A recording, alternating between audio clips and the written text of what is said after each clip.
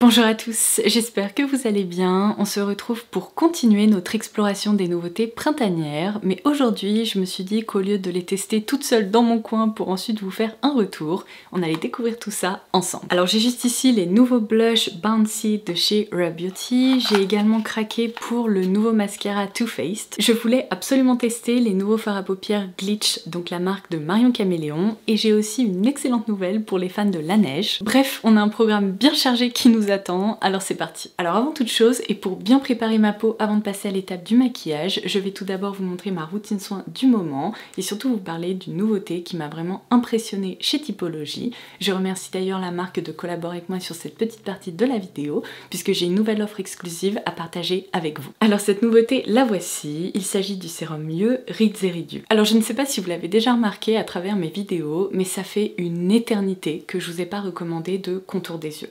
Tout simplement parce que c'est une catégorie de produits dont je ne me sers pas. Je n'aime pas ça. Toutes les références que j'ai déjà pu tester ont eu la fâcheuse tendance à complètement congestionner cette zone.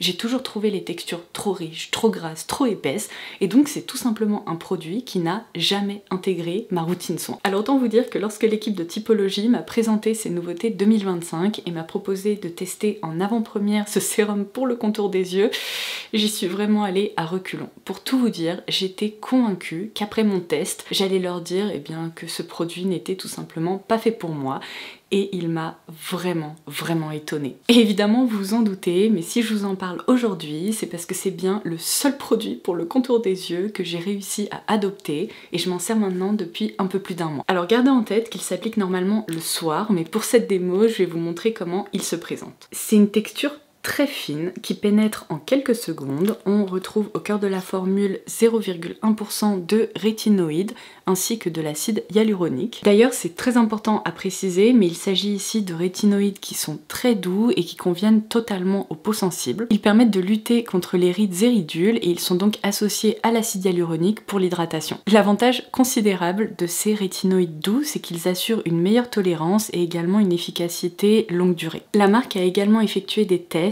et ce produit lisse visiblement le contour des yeux sous 4 semaines. Pour moi, non seulement ce produit lisse, mais la sensation est également très agréable puisqu'en fait il agit un peu comme une barrière protectrice complètement imperceptible sous les yeux, et d'ailleurs il ne dépose aucun effet de matière. Je vous affiche également à l'écran des séquences de mon contour des yeux que j'ai filmé il y a un mois pour que vous puissiez avoir un avant-après. Pour le reste de mon visage, je me sers de ce sérum à l'acide hyaluronique et à la vitamine B5 qui permet vraiment de booster l'hydratation tout en permettant d'obtenir une peau plus rebondie. Pareil, cette texture est vraiment hyper fine et elle pénètre en quelques secondes. Et sans surprise, pour sceller l'hydratation, j'utilise encore et toujours la crème visage à 9 ingrédients qui est vraiment l'une des meilleures crèmes hydratantes que j'ai pu tester de toute ma vie. Je pense que je dois en être facilement à mon 8e tube. Je me lasserai jamais de sa texture, elle est vraiment parfaite. Alors si vous voulez découvrir ces produits et particulièrement le nouveau sérum pour le contour des yeux, j'ai une offre exclusive pour vous. Si vous déroulez la barre d'infos sous cette vidéo, vous retrouverez un lien vers les shops de Typologie qui vous permettra de débloquer l'offre suivante, à savoir que dès 45 € d'achat, ce produit sera ajouté en cadeau à votre commande, et en plus il s'agit d'une référence dont je vous ai déjà parlé et que j'adore, l'huile à lèvres violet prune. Sa texture est très agréable puisqu'elle est fine et confortable, elle permet de nourrir les lèvres tout en déposant ce joli voile coloré, et on retrouve d'ailleurs au cœur de sa formule du squalane, de la vitamine E et de l'huile de jojoba. Alors maintenant que ma peau est bien hydratée et lumineuse, je vais pouvoir passer à l'application du fond de teint. Vous le savez, en ce moment je suis vraiment abonnée à ce fond de teint Super Stay Lumimatte de Maybelline. Je trouve que son rendu est absolument magnifique, donc c'est une nouvelle fois celui que je vais appliquer. Et je vais l'appliquer avec ce pinceau que je vous ai d'ailleurs recommandé dans l'une de mes dernières vidéos, puisque grâce à lui, c'est une étape qui ne me demande que quelques secondes. C'est fou parce qu'il me fait vraiment penser à un beauty blender tout doux, c'est hallucinant. Pour mon anti-cerne, vous le savez, surtout si vous suivez mes contenus, puisque j'ai partagé cette nouvelle avec vous, mais la marque Kosas est désormais disponible chez Sephora. Alors aujourd'hui, je vais appliquer le Revealer, qui est vraiment un super anti-cerne, vraiment hydratant, fin, qui apporte de la luminosité. Je m'en suis pas servi depuis au moins 3 ans. Et je me souviens qu'à l'époque je l'aimais beaucoup, il convient parfaitement à mon type de peau, mais je me suis dit qu'à l'occasion du lancement de la marque en France, il fallait que je le reteste et que je l'utilise de nouveau. Donc j'ai acheté la teinte dont je me servais déjà à l'époque, en tout cas il me semble, il s'agit de la 01N. Je sais pas si vous aussi vous tirez une énorme satisfaction dans le fait, vous savez, de combler là le petit espace qu'il y a lorsque les produits sont tout neufs. Et évidemment je l'applique en fine couche. Je vais les répartir avec un pinceau un peu plus précis parce que l'autre est peut-être un peu gros pour ça. D'ailleurs ne me demandez pas la référence de ce pinceau, c'était un pinceau NARS que j'avais eu dans un coffret il y a des années. Je pense qu'il était sorti il y a bien 8 ans, quelque chose comme ça. Donc c'était des pinceaux absolument magnifiques qui tiennent d'ailleurs très bien la route, mais évidemment ils n'existent plus parce que les marques ont cette fâcheuse tendance à nous proposer des trucs cool qui disparaissent après. Et bien écoutez, cet anti-cerne je l'aime toujours autant, il est hyper facile à répartir, il est très fin, il ne marque pas, il apporte une jolie luminosité sans pour autant, vous savez, posséder un effet baumé, donc ça c'est génial. Tiens d'ailleurs je suis hyper curieuse, dites-moi dans les commentaires quelle est la marque que vous aimeriez bien voir débarquer chez Sephora en France. Pour poudrer mon teint, je voulais absolument découvrir avec vous cette poudre libre chez Makeup Forever. Donc la référence exacte c'est la HD Skin Perfecting Loose Powder. Alors si je me trompe pas, c'est une nouveauté. Je me demande si elle n'existait pas déjà en format compact, mais bon, en l'occurrence là c'est la teinte transparente. Alors c'est généralement pas ce que je préfère. J'aime bien quand les poudres sont dotées d'un petit peu de pigmentation, mais là je suis quand même curieuse de voir quelle est sa finesse et comment elle se comporte sur la peau. Alors je vais en prélever un petit peu. Oh, elle a l'air hyper légère, regardez, elle fume un peu. Donc je vais tout d'abord poudrer cette zone, puis je vais passer à la zone T. Mais qu'est-ce qui se passe là? Je suis hyper blanche, je crois que le soleil est revenu. Ah voilà qui est mieux, en plus comme ça vous pourrez vraiment observer son rendu. Je sais pas ce que j'ai juste ici, depuis à peu près 2 semaines j'ai remarqué que j'avais une trace rouge mais qui est persistante quoi, qui ne veut pas partir malgré l'utilisation de mon masque LED et tout. Je ne comprends pas, qu'est-ce que c'est ça? Je ne vais rien appliquer sur la zone des joues, tout simplement parce que j'ai pas envie d'altérer le rendu d'une nouveauté que j'ai trop hâte d'appliquer. Et bien écoutez, cette poudre est assez hallucinante, elle est extrêmement fine, elle n'a rien marqué, elle a également un peu flouté certaines zones, ça se remarque ici je pense au niveau des contours du nez.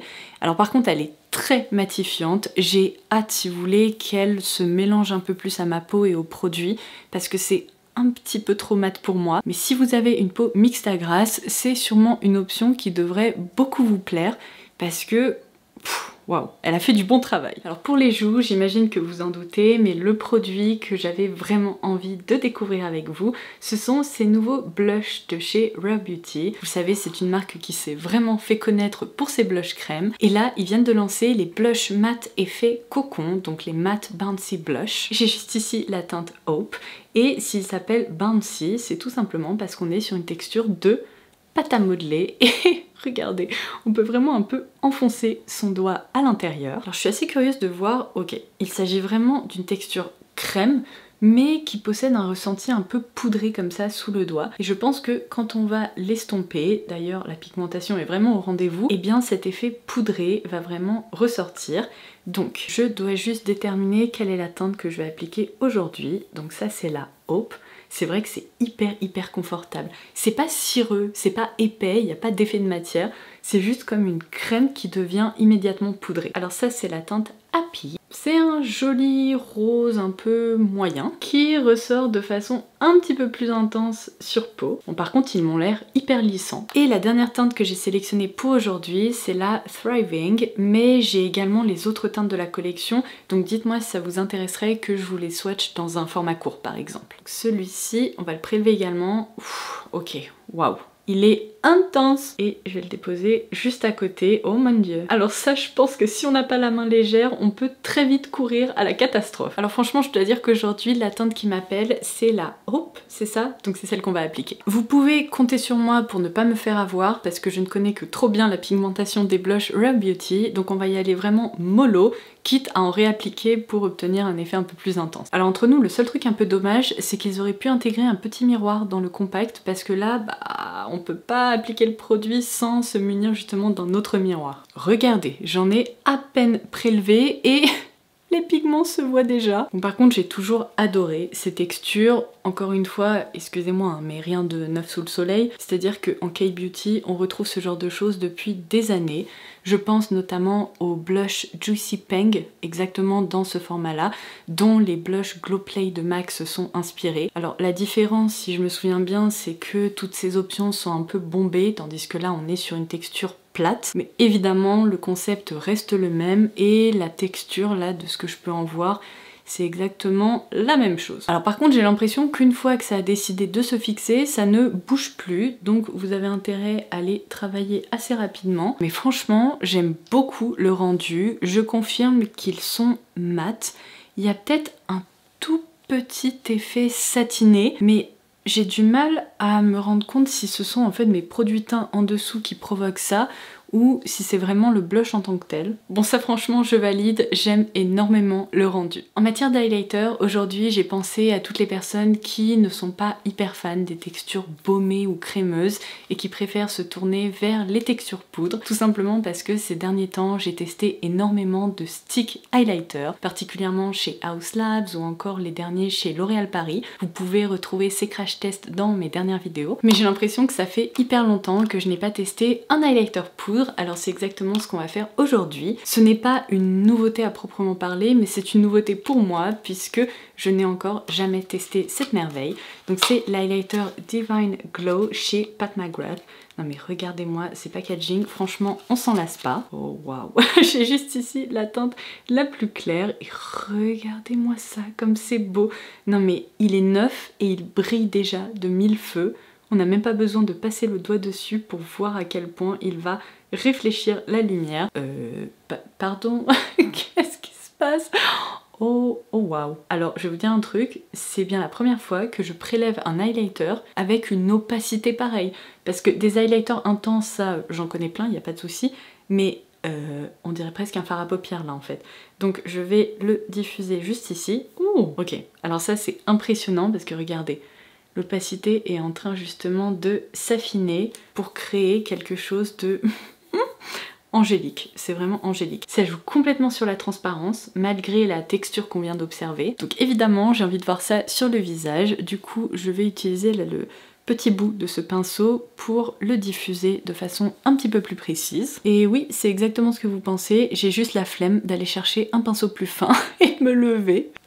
Non mais excusez-moi, j'ai rien fait. Littéralement, j'ai juste hop, tapoté la matière comme ça. Regardez cet effet absolument magique que ça apporte.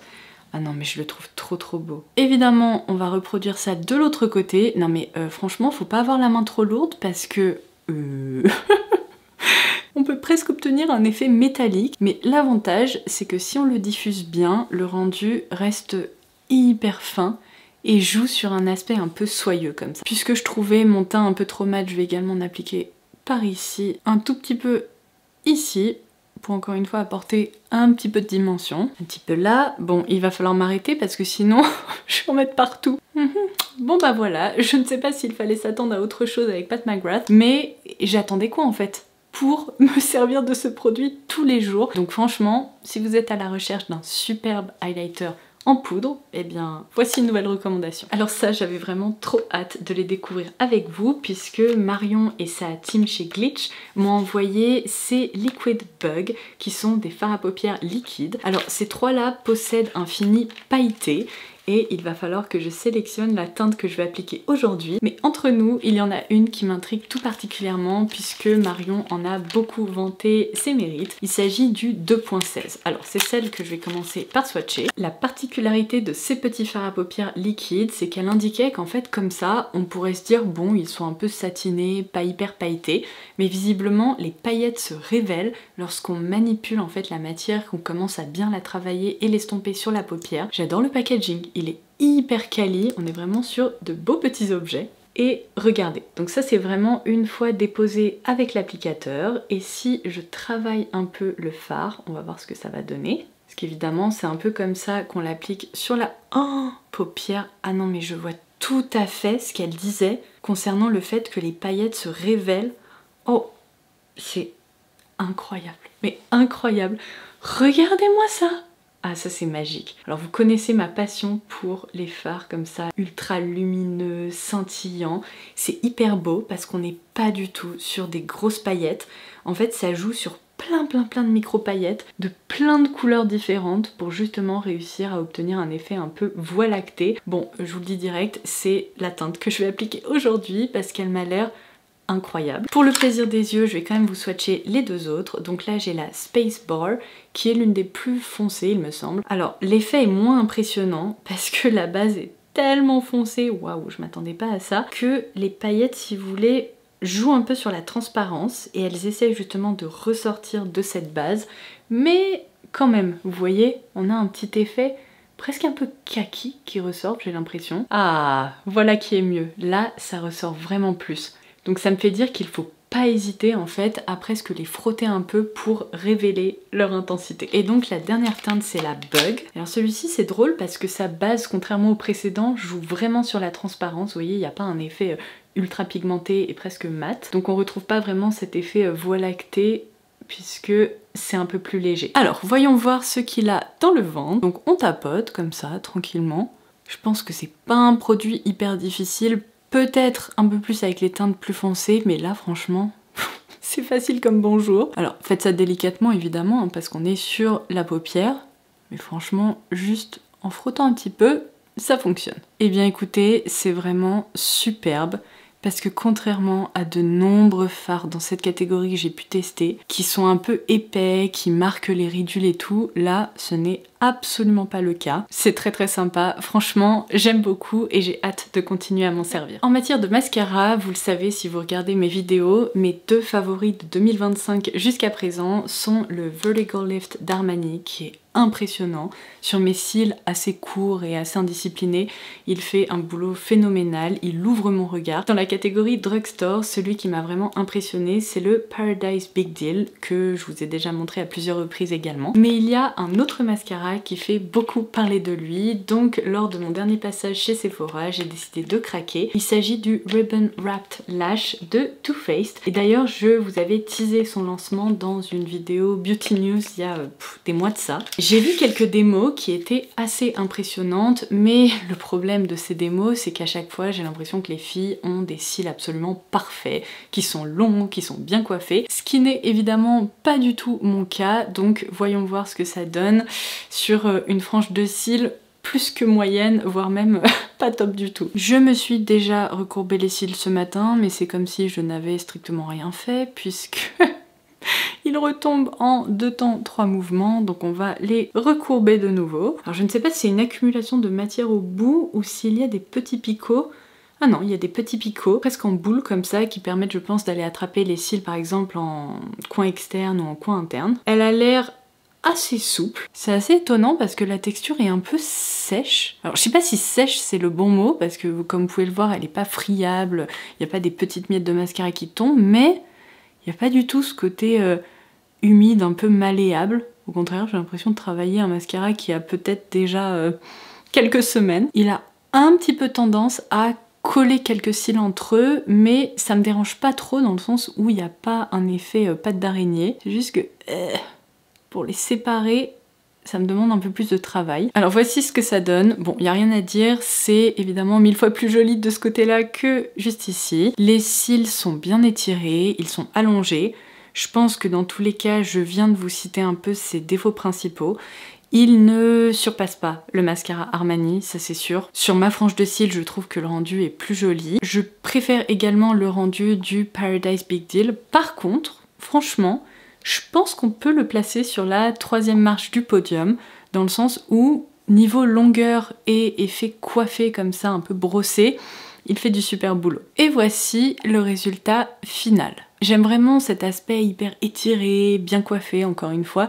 C'est juste que cette texture un peu sèche, c'est pas ce que je préfère. Franchement, si elle avait été un tout petit peu plus émolliente, je pense que j'aurais pu le préférer, mais je suis quand même impressionnée. Je vais donc conclure cette vidéo par une excellente nouvelle, puisque vous vous souvenez peut-être qu'il y a très peu de temps, je vous ai présenté cette gamme de baumes à lèvres teintés qui s'inspirent des donuts chez Laneige. Si vous avez loupé cette vidéo, évidemment elle sera également en barre d'infos. Jusqu'à présent chez Sephora vous pouviez retrouver ces 4 teintes et d'ici quelques jours seulement, à la fin du mois d'avril, il y en a 2 autres qui vont intégrer la gamme. Donc je voulais absolument vous montrer leur rendu puisque vous avez déjà vu le rendu de celle-ci. Donc je commence par la référence toute douce qui je pense va être un rose bébé qui s'intitule le confetti fraise. Évidemment niveau format rien ne change, on retrouve toujours cet applicateur en forme de donut un peu rebondi qui est hyper satisfaisant. Voici à quoi il ressemble.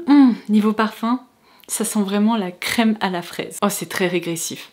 Ça sent presque un peu le bonbon à la fraise. Franchement, ces baumes à lèvres sont vraiment devenus mes préférés chez Laneige parce que regardez le glow qu'ils apportent et malgré ça, la texture est hyper fine, elle est confortable et évidemment ils sont hyper gourmands. Et celui que j'attendais avec le plus d'impatience, c'est le gelé myrtille. Et vous savez quoi, la myrtille c'est vraiment mon fruit préféré avec le litchi, donc j'ai trop hâte. Je vais le positionner juste à... Oh mais c'est trop beau, c'est une vraie couleur un peu vampy. Non mais ça sent la confiture à la myrtille, oh c'est incroyable. Et bien en plus de me donner hyper faim, il est trop beau. Et c'est celui que je vais porter aujourd'hui. Et bien écoutez, ça sera tout pour aujourd'hui. J'espère que cette vidéo vous aura plu et que comme d'habitude, elle vous aura permis de faire de jolies découvertes. N'hésitez pas avant de partir à me laisser un petit commentaire ci-dessous pour me dire quels sont les produits que vous avez repérés. N'oubliez pas que vous pouvez également dérouler la barre d'infos sous cette vidéo pour profiter du bon plan exclusif sur l'e-shop de Typologie, puisqu'à partir de 45 € d'achat, vous pourrez recevoir ce produit en cadeau. Il ne me reste plus qu'à vous souhaiter une excellente journée ou soirée, selon quand vous visionnerez cette vidéo, et en attendant la prochaine, je vous embrasse très fort et je vous dis à très vite. Bye bye!